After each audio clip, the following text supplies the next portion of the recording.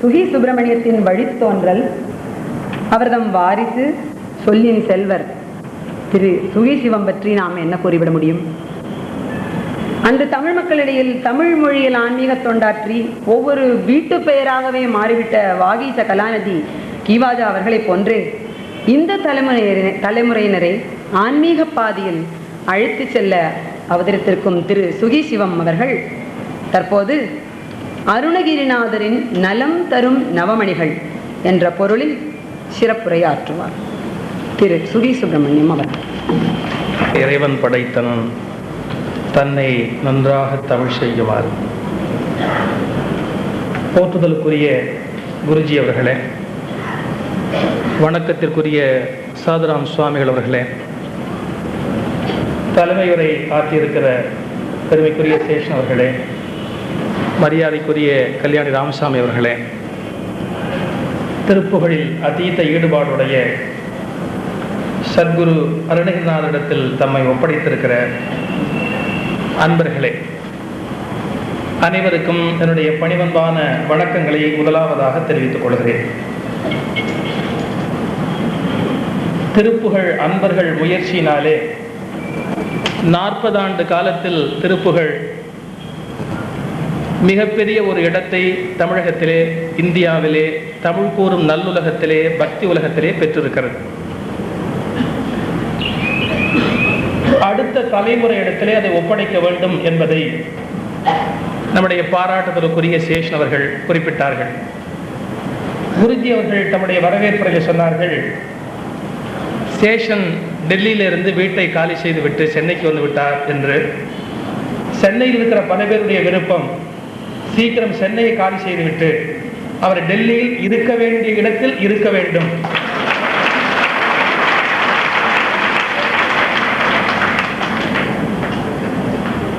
அப்படி ஒரு அருளை செந்திலாண்டவன் அருள வேண்டும் என்று முதலாவதாக பிரார்த்திக்கிறேன். காரணம், அடுத்த தலைவரிடத்தில் ஒப்படைத்தோமா என்று ஒரு கேள்வியை கேட்டார். நம்மவர்கள் எத்தனை கோடி கோடியாக சம்பாதித்தாலும் கிராமத்தில் இருக்கிற ஓட்டு வீட்டை கூட பிள்ளைக்கு எழுதி வைப்பார்கள். அதுல இருக்கிற பள்ளி, தேள், பூரான் உட்பட தன்னுடைய பிள்ளைக்கு போய் சேர வேண்டும் என்று ரொம்ப அக்கறை எடுத்துக்கொள்வார். அந்த ஓட்டு வீடு, உடைந்த வீடு, அதில் இருக்கிற எத்தனையோ விதமான வில்லங்கமான விஷயங்கள், இவை உட்பட தன்னுடைய பிள்ளைக்கு போய் சேர வேண்டும் என்று சொத்து எழுதுவார்கள். நான் ஒரே ஒரு கேள்விதான் கேட்கிறேன். அழிந்து போகிற அந்த சொத்தை பிள்ளைக்கு வைப்பதில் அக்கறை காட்டுகிறீர்களே, அழியாத நம்முடைய ஞான செல்வத்தை பிள்ளைகளுக்கு கொடுத்தோமா என்று மனசாட்சியை ஒரு முறை கேட்டு பார்க்க வேண்டாம்? இந்த சொத்துக்களை பிள்ளைகளுக்கு எழுதுவதை ஞாபகமாக உயில் எழுதிவிட்டு போகிறோம். இந்த வீடு இவனுக்கு என்று எழுதுகிறோம். ஆனால் அருணகிரிநாதரும் ஆழ்வார்களும் நாயன்மார்களும் நம்முடைய பெரியோர்களும் கொடுத்த ஞான சொத்தை பிள்ளைகளுக்கு கொடுக்காமல் போனால் அது நமக்கு வெட்கம் என்று பல பேருக்கு புரிவதில்லை. ஆக அந்த ஞான செல்வத்தை அடுத்த தலைமுறைக்கு கொடுக்கிற நல்ல முயற்சியை திருப்புகழ் அன்பர்கள் ஈடுபட்டிருப்பதற்காக அவர்கள் திருவடிகளுக்கு என்னுடைய வணக்கத்தையும் நன்றியையும் தெரிவித்துக் கொள்கிறேன். திருப்புகழ் அன்பர்கள் அப்படிங்கிற சொல்லே சாதாரணமான சொல் அல்ல. ஏன்னா ஆன்மீகம் என்பது அன்பிலிருந்து தான் தழைக்கிறது. எனக்கு இத்தனை திருப்புகழ் மனப்பாடம்ங்கிற கர்வத்தை விட நான் திருப்புகழுக்கு அடிமைங்கிற அன்புதான் பிரதானம். ஏன்னா அருணகிரிநாதரே சொல்லிக் கொள்கிறார், சட கஷட மூட மட்டி பவவினையிலே சனித்த தவியன் என்று பாடுகிறார். தன்னை எப்படி சொல்லுகிறார்? ஜட கஷட மூட மட்டி அப்படிங்கிறார். சில பேர் விசிட்டிங் கார்டை வாங்கி பார்த்தா BA BL XMPன்னு போட்டிருப்பார். அவர் எப்படி இருந்தாங்கிறத தெரியறதுக்காக டிகிரியும் போட்டு XMPன்னு போட்டு எல்லாத்தையும் போட்டிருப்பார். அருணகிரிநாதர் விசிட்டிங் கார்டை வாங்கி பார்த்தா ஜட கஷட மூட மட்டின்னு போட்டிருக்கிறது. அவ்வளவு பெரிய மகான் தன்னை தாழ்த்தி கொள்கிறார். ஏன்னா ஒரு சூட்சம் இருக்கு. எவ்வளவுக்கு அவ்வளவு தாழ்த்துகிறோமோ அவ்வளவுக்கு அவ்வளவு இறைவன் திருவடியை நோக்கி போகலாம். எவ்வளவுக்கு அவ்வளவு உயர்கிறோமோ இறைவன் திருவடியை விட்டு விலகி போய்விடலாம். நான் உயர்ந்தவன் அப்படின்னு நினைச்சாலே எங்கேயோ போறோம். எனக்கு ஆசிரமம் 13 கிரவுண்ட்ல இருக்கா, 22 கிரவுண்ட்ல இருக்கா அப்படின்னு ஆரம்பிச்சாலேயே எங்கேயோ போறோம்னு அர்த்தம். தொட வேண்டிய இடம் இறைவனுடைய திருவடி. தாழ்ந்து போக வேண்டிய இடத்துல தாழ்ந்து போக தெரியும். ஒழிய அகங்காரத்தால உயர்ந்து போவதாலே இறைவன் திருவடியை விட்டு விலகி போயிடும். இங்க இருக்கிற அன்பர்களுக்கு திருப்புகழ் அன்பர்கள்னு பேரு. இந்த அன்பர்களுடைய பெருமையை சொல்லலாம் தான் மணிக்கணக்கா சொல்லலாம். ஆனா அதுக்காக நான் 40 நிமிஷத்தை மீற மாட்டேன். அன்பர்களுக்கு மேலாக இன்னொன்னு கிடையாது. ஏன்னா முருகப்பெருமானுக்கு பெருமையே அவனுடைய பெருமை அல்ல, அன்பர்கள் தான் அவனுடைய பெருமையே. ஒரு கட்சி தலைவர் இருக்கிறார், அவருக்கு போதுமான தொண்டர்களே இல்லைன்னா அப்புறம் தலைவருக்கு என்ன பெருமை? அப்ப அன்பர்களால இறைவனுக்கு ஒரு பெரிய பெருமை இருக்கிறது. திருப்புகழ் அன்பர்கள் பெருமையே சொல்ல முடியாது. லலிதா சகஸ்ரநாமத்திலே அம்பாளுக்கு ஒரு நாமா வருகிறது, அதிகர்விதா அப்படின்னு. அதிகர்விதா அப்படின்னு நான் அதை படிக்கிற போது சத்தம் போட்டு படிக்க மாட்டேன். ஏன்னா என் சம்சாரம் கேட்டுட்டானா அம்பாளே கர்வமா இருக்கிறாளா, அப்புறம் நாம ஏன் இருக்கப்படாதுன்னு நினைச்சா ஏன் நிலைமை என்ன ஆகுது?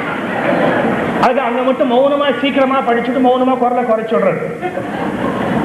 என்ன அம்பாளுக்கு அப்படி ஒரு கர்வம்? அதிகர்விதானா எதனால அவளுக்கு கர்வம் அப்படின்னு பல உரைகளை எடுத்து பார்த்தா, அவள் அழகுக்கு ஒருத்தர் கிட்டக்க போக முடியாது. அழகுக்கு ஒருவரும் ஒவ்வாத வள்ளி அதுதான் அதுல. அப்ப அழகான ஒரு பெண்ணுக்கு இயல்பிலேயே ஒரு கர்வம் இருக்கும். நம்மளை விட அழகு யாருமே இல்லை அப்படின்னு. அந்த அழகினால் விளைந்த கர்வம்னு ஒரு உரை சொல்லுகிறார். ஆனா அது ஒரு பெரிய பெருமை இல்லை. அழகினால் விளைந்த கர்வம்ங்கிறது எப்படி ஒரு பெருமையா சொல்ல முடியும்? சாஸ்திர ரீதியா இந்த கொழுப்புன்னு சொல்றோம் இல்லையா, உடம்பு, அதுக்கு அதிதேவதை அம்பிகை. கொழுப்புனா கர்வம் தானே, கர்வம்னா கொழுப்பு தானே. அது ஒரு விஞ்ஞான பூர்வமான விளக்கம். அது உடம்பில் ஏறுகிற போது கர்வம் கூடுகிறது. அது அவருடைய அமைப்பு. இது சாஸ்திர பூர்வமா சொல்ற விளக்கம். இதை விட நயமா ஒருத்தர் சொன்னார், அம்பாளுக்கு என்னடா பெரிய கர்வம்னு கேட்டார். உலகத்திலேயே அவளுக்கு வாய்ச்ச மாதிரி புருஷன் வேற யாருக்கும் வாய்க்க முடியாது. உன்னதமான சிவபெருமானுடைய கணவன் சொல்றாப்புல புருஷன். எங்க வீட்டுக்காரர் மாதிரி உண்டா அப்படின்னு அம்பாள் ரொம்ப கர்வமா இருப்பாளா? ஏன்னா அவ்வளவு பெரிய சிவபெருமானை தன் கணவனாக உடையவள். அது ஒரு கர்வம் தான். எல்லா பொம்பளைகளுக்கும் அப்படி சொல்லணும்னு ஆசைதான். ஆனா போதுமான விஷயம் இல்லை. அவங்க என்ன பண்ணுவாங்க பாவம்? இதெல்லாம் உரை நயமா சொன்னாங்க, எனக்கு திருப்தி தரல. இதுக்கு மேல ஒரு உரை சொன்னாதான் அழகான உரை. அம்பாளுடைய கர்வத்துக்கு என்னடா காரணம்? அதிகர்வித்தான கர்வமா இருக்கிறதுக்கு என்ன காரணம்னா, நம்மை போன்ற உத்தம பக்தர்களை பெற்றிருக்கிறோம் என்ற கர்வம் அப்படின்னு. ஆஹா, எப்படி பக்தர்கள் பாரு, எனக்கு வாச்ச பக்தர்கள் பாரு, எப்படிப்பட்ட பக்தர்கள் அப்படின்னு. அதான் பெருமை. நல்ல குழந்தை, நம்ம குழந்தை ஓடி வருது, ஃபர்ஸ்ட் ரேங்க் வாங்குறது, நம்முடைய கர்வம் எவ்வளவு கூடுகிறது. அப்ப தெய்வத்தையே மகிழ்ச்சி அடைய வைக்கக்கூடிய பெருமை அன்பர்கள் மத்தியிலே இருப்பதாலே அந்த அன்பர்களை நான் ஒரு முறைக்கு 100 முறை வணங்குகிறேன். வாழ்க்கையை எப்படி கொண்டு செலுத்தணும் என்று சரியான ஒரு குருஜியினுடைய பார்வையிலே, அவருடைய அந்த கண் அசைவிலே திருப்புகழுக்காக அர்ப்பணித்திருக்கிற மேம்பட்ட பெரியவர்கள். அது சாதாரண நூல் அல்ல. அது நலம் தரும் நவமணிகள். 9 நவரத்தினம் மாதிரி. நவரத்ன மோதிரம் போட்டுக்கிறோம். ஏதாவது ஒரு பிளானட் சரியா இல்லாட்டாலும் ஒன்னு பேலன்ஸ் பண்ணட்டுமே அப்படிங்கிறதுக்காக கையகத்துக்கு நவரத்ன மோதிரம் போட்டுக்கிறோம். நவகிரகத்தை போய் சுத்துறோம். நவகிரகத்தையும் சுத்த வேண்டாம், நவரத்னத்தையும் சுத்த வேண்டாம். திருப்புகழை வீட்டில் வச்சிருந்தா 9 கோளும் உங்களுக்கு அடிமையா இருந்து செய்ய வேண்டிய வேலையை செய்யுமே. நாள் என் செய்யும், வினைதான் என் செய்யும், என்னை நாடி வந்த கோள் என் செய்யும், கொடு கூற்று என் செய்யும். அந்த தாளும் சதங்கையும் தண்டையும் சிலம்பும் நமக்கு இருக்கிற போது எது என்ன செய்ய முடியும்? 9 கோள்களும் நம்மை ஆட்டி வைக்கிறது. அந்த 9 கோள்களையும் ஆட்டி வைக்கக்கூடிய ஆன்ம பலம் அருணகிரிநாதருடைய திருப்புகழ் இருக்கு. அந்த திருப்புகழ் சாதாரணமான நூல் அல்ல. உங்களுக்கு தெரியும், உங்களுக்கு நான் சொல்ல வேண்டிய அவசியம் இல்லை. எத்தனை நூல் இருந்தாலும் அதுக்கு ஒரு தனி ஏற்றம் உண்டு. தாவடி ஓட்டும் மயிலிலும் தேவர்கள் தலையிலும் இந்த திருப்புகழ் பாவடி ஏற்றிலும் பட்டது முருகப்பெருமானுடைய திருவள். வாரியார் சுவாமி சொல்வார், அது மயில்ல பட்டதுல ஒன்றும் பெரிய சிறப்பு இல்லை, அது தேவர்கள் தலைமையில பட்டதுல ஒன்றும் சிறப்பு இல்லை, அருணகிரியார் திருப்புகள்ல பட்டதுதான் பெரிய சிறப்பு. ஏன்? அப்படி ஏறும்போது இறங்கும் போது மயில்ல படுறது தவிர்க்க முடியாது. அப்படி மயில் மேல ஏறும்போது கால் படத்தான் செய்யும். அது ஒரு பெரிய விஷயமா? இப்ப சொன்னார், மகாத்மா காந்தியோட நான் பேசியிருக்கிறேன். என்ன பேசினேன்? அவர் கூட்டத்தில் எந்திரிச்ச உட்காருன்னாரு. அது ஒரு பெரிய விஷயம் இல்லை. கூட்டத்தில் யாராவது எந்திரிச்சா உட்காருமாங்க. காந்தி பேசினார்னு அர்த்தம். அது மாதிரி மயில்ல ஏறுற போது கால் மயில் மேல போடும். மயில் பெருமையை அடைய முடியும். ஏறுகிற போது மயில்ல பட்டுது, அவ்வளவுதான் அப்படின்னு. தேவர்கள் தலையில ஏண்டா பட்டதுன்னா, அவ குறுக்க வந்து தலையை வைக்கிறதால பட்டது. கொண்டு வந்து அந்த தலையை குறுக்க விழுந்து விழுந்து கும்பிடுறதால அப்பப்பட்டது. முருகப்பெருமான் ஒன்றும் வாலிண்டரா கொண்டு போய் வைக்கல. ஆனா அருணகிரியார் திருப்புகழ் மட்டும் முருகப்பெருமானே கொண்டு போய் தன் திருவடியை வைத்ததாலே அந்த திருப்புகழில் திருவடியை வைத்தது எல்லாவற்றையும் விட ஏற்றமான். ஏன்னா முருகன் விரும்பி கொண்டு போய் வச்சது. அது வாரியார் சுவாமி ஒரு எக்ஸாம்பிள் சொல்வார். பெரிய அன்னதானம் நடக்குது, அன்னதானத்துக்கு மளிகை கடைக்கு ஒருத்தர் சொல்லியிருக்கிறார், என்ன சிட்டன்ஸால கொடுத்து விடுங்க அப்படின்னு. யாராவது ஒரு சீட்டு கொடுத்தா என்ன ஒன்றும் கவலைப்படாதீங்க, கடை சீல் போட்டு தான் கொடுத்து விடுவேன், ஒரு கையெழுத்து போட்டு சீல் போட்டு கொடுத்து விடுவேன், அதை பார்த்து கரெக்டாக கொடுத்து விடுங்க. கடைசியில் ரப்பர் ஸ்டாம்பை குத்தி இப்படி கோழி மாதிரி ஒரு கிறுக்கி கொடுத்து விடுவார். 2 மூட்டை துவரம் பருப்பு, 2 டின்னு நல்லெண்ணெய், வருஷம் எல்லாம் லிஸ்ட் கொடுப்பார். கரெக்டாக கொடுத்துக்கிட்டே இருந்தார். எல்லாம் முடிஞ்ச உடனே பணம் செட்டில் பண்ண எவ்வளவு அப்படின்னா 32,440 ரூபா அப்படின்னு. செக்கை எடுத்து கையெழுத்து போடணும். அப்ப ரப்பர் ஸ்டாம்பை எடுத்து இப்படி பார்த்தவர் ஒரு நாள் நினைச்சாச்சே இது கரெக்டா விழணும், ஏன்னா செக்கில் போடுற போது ஜாக்கிரதையா விழணுமேனு முதல்ல ஒரு ரஃப் பேப்பர்ல குத்தி பார்த்தார். பெருவாரியா நீங்க எப்பவுமே ரஃப் பேப்பர்ல குத்தி பார்க்கிற போது ரப்பர் ஸ்டாம்பு தலைகீழாத்தான் விழும். அது நேரா விழுந்ததா வரலாறே கிடையாது. அப்புறம் 2வது தடவை நேரா திருப்பின உடனே கூட மனுஷனுக்கு ஒரு சந்தேகம் வரும், நாம திருப்பினா கூட அது நேரா இருக்குமா இருக்காதான்னு மறுபடியும் ஒரு தடவை ரப்பர் ஸ்டாம்பை ரஃப் பேப்பர்ல குத்தி பார்த்துட்டு 2 தடவை பார்த்ததுக்கு அப்புறம் 3வது தடவை செக்கில் போடுற போது பார்த்து பதமா கரெக்டா நேரா போட்டாரா. அது மாதிரி திருப்புகள்ல திருவடியை பதிக்கிறதுக்கு முன்னாடி ரஃபா 2 தடவை குத்தி பார்க்கணும்னு மயிலிலும் தேவர்கள் தலையிலும் பதித்து இது ரொம்ப விலை மதிப்பற்ற டாக்குமெண்ட் அப்படின்னு முருகப்பெருமான் வெரிஃபை பண்ணிட்டு குத்தினார். அது சரியா இருக்கா அப்படின்னு திருவடியை தகுதிப்படுத்தி கொண்டு இந்த திருப்புகள்ல பாதத்தை படிச்சாரா. தாவடி ஓட்டும் மயிலிலும் தேவர்கள் தலையிலும் எந்த அடி ஏற்றிலும் பட்டதன்றோ. முருகப்பெருமான் திருவடி திருப்புகளில் பட்டது. முருகன் முயன்று மற்ற 2லையும் வச்சு பார்த்துட்டு அப்புறம் வச்சார். என்ன ஒரு விளக்கம் சொல்வார் வாரியார் சார். அத்தனை பெரிய உயர்ந்த நூல் திருப்புகள், அதை பயிலுகிறவர்களுக்கு வாழ்க்கையில எந்த துன்பம் கிடையாது, எந்த துயரமும் கிடையாது. பிரதானமான பகுதி என்ன அப்படின்னு கேட்டா ஒலி அழகு. ஏன் ஒலி அழகு நான் இவ்வளவு முக்கியத்துவம் கொடுக்குறேன்னு நீங்க யோசிக்கலாம். முருகன் குழந்தைங்களுக்கு போடுற நகையிலேயே எது ரொம்ப முக்கியம்னு கேட்டா ஒலியோடு இருக்கிற நகை தான் குழந்தைக்கு ரொம்ப முக்கியம். நீங்க 1000 பதக்கம் உள்ள செயின் போடுங்க, கையில வளையல் போடுங்க, 10 பவுனுக்கு மோதிரம் போடுங்க, குழந்தைக்கு நல்லா இருக்காது. ஒரு வெள்ளி கொலுசு ஒரு 50 ரூபாய்க்கு வாங்கி போடுங்க, அது இங்கேருந்து அங்க ஓடும், அங்கேருந்து இங்க ஓடும், கிணிங்கிணிங்கிணிங்கின்னு அப்படி போகும், அப்படி கிணிங்கிணிங்கின்னு அப்படி வரும். அதான் அழகு. அதுக்கு தங்கத்தில் நீங்க ரத்தனத்தையே போட்டு இழைச்சு வைரத்தையே போட்டா கூட சத்தமே வராது. குழந்தை அப்படின்னாலே சத்தம் அப்படின்னு அர்த்தம். சத்தம் இருந்தா தானே சத்தம் போடாம ஜம்முன்னு ஒரு குழந்தை மில்ட்ரியா நடத்துறோம். வீடு தானே, வீட்டுலன்னா குழந்தைகள் விளையாடிக்கிட்டே தான் இருக்கணும். அது ஓடணும், ஆடணும், விளையாடணும். அது காலில் ஒரு கொலுசு போட்டு விட்டா கிணிங்கினின்னு அது ஒரு சௌரியம் இருக்கு. இப்ப நம்ம குழந்தை எந்த ரூம்ல இருக்குங்கிறத கண்டுபிடிச்சுடலாம். கொலுசெல்லாம் போடாம இருந்தோம்னா இது அங்கேயே தண்ணி கட்டுக்குள்ள போயிடுது அப்படிங்கிறது எப்படி தெரியும்? அது ஓடுறச்சு ஆடுறச்ச கண்டுபிடிக்கணும். அது கொலுசு தான் ரொம்ப முக்கியம். கொலுசு ஒலி அழகோடு கூடியது. திருமுருகாற்று படை போன்ற எத்தனையோ நூல்களை ஒலி அழகு இல்லாமல் சொல்லக்கூடாது, இந்த அளவு ஒலி அழகு அமையாமல் முருகப்பெருமானுக்கு எத்தனையோ பேர் போட்டார்கள். அருணகிரிநாதர் பார்த்தார், முருகன் குழந்தை, அவனுக்கு தண்டையும் சிலம்பும் தான் தேவை, மற்றதெல்லாம் ஒலியில குறைவு. நான் என் சொந்த பாடலாகிய தண்டையும் சிலம்புமாக முருகனுக்கு அர்ப்பணிக்கிறேன் என்று ஒலிமயத்தோடு கூடிய திருப்புகளை அர்ப்பணித்தார். எனவே திருப்புகளுக்கு மிக மிக மிக முக்கியம் அந்த ஒலிகள். ஒரு பாட்டு இதே தண்டையை சொன்ன உடனே எனக்கு நினைவு வந்து அதுக்காக சொல்றேன். அந்த ஆனா ஒலின்னு அர்த்தம் இல்லாத ஒலி இல்ல, ஒவ்வொரு ஒலிக்குள்ளேயும் சொல்ல அழகு அவ்வளவு அழகு அறிஞ்சுக்கிறார். அமைந்தது அப்படி. தண்டயணி வண்டையும் கிண்கிணி சதங்கையும் தங்கட சிலம்புடன் கொஞ்சவே. தண்டயணி வண்டையும் கிண்கிணி சதங்கையும் தங்கட சிலம்புடன் கொஞ்சவே. என்ன கொஞ்சவே? இவையெல்லாம் தண்டை கிண்கிணி இவையெல்லாம் இருக்கவே அப்படின்னு எழுதியிருந்தா அது கவிதையே கிடையாது. கொஞ்சவே என்ன கொஞ்சம்தான். முருகனுடைய காலில் தண்டை இருக்கு, கிண்கிணி இருக்கு, சதங்கை இருக்கு, இதெல்லாம் சத்தம் போடுது. அருணகிரிநாதர் சொல்ற தண்டை கிண்கிணியை கொஞ்சியது, கிண்கிணி சிலம்பை கொஞ்சியது, எல்லாம் சேர்ந்து எங்கள் முருகனை கொஞ்சியது. தண்டையணி வண்டையும் கிண்கிணி சதங்கையும் தங்கட சிலம்புடன் கொஞ்சவே.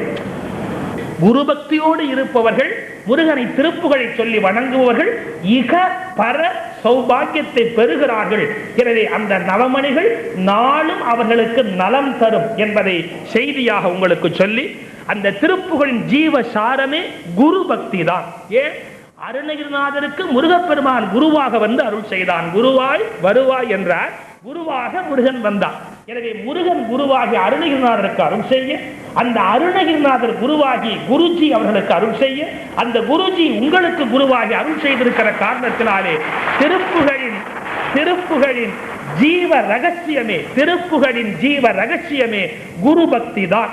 அந்த குரு பக்தி இருக்கிற போது திருப்புகள் ஒருவருக்கு மந்திர சித்தியை தருகிறது என்பதை செய்தியாக சொல்லி வணங்கி விடைபெறுகிறேன். வணக்கம். At the end of this evening spiritual picnic, I am now here on behalf of Tiruppagal Anbargal and on my own to convey our deep appreciation and sincere thanks to our respected chief guests, Sri T.N. Sheshan and Srimati Jaya Sheshan, Sri Sukhi Shivam, and a galaxy of persons of great eminence. Of course, the entire audience here for being present to render the whole function truly inspiring and purposeful. We are also very grateful for the benign presence of Tavatil Sri Jaduram Swamigal and other savants.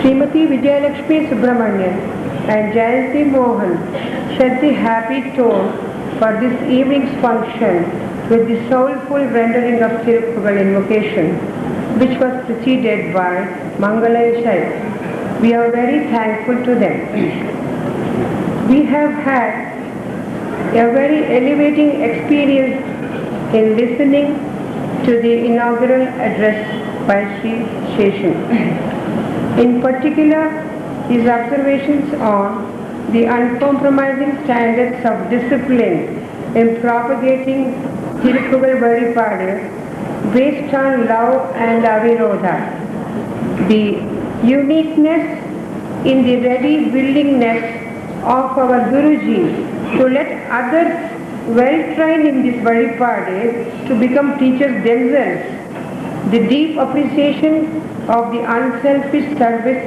being rendered by Tiruppagal Anbargal, very like a beacon of light to lead the world onto the right path.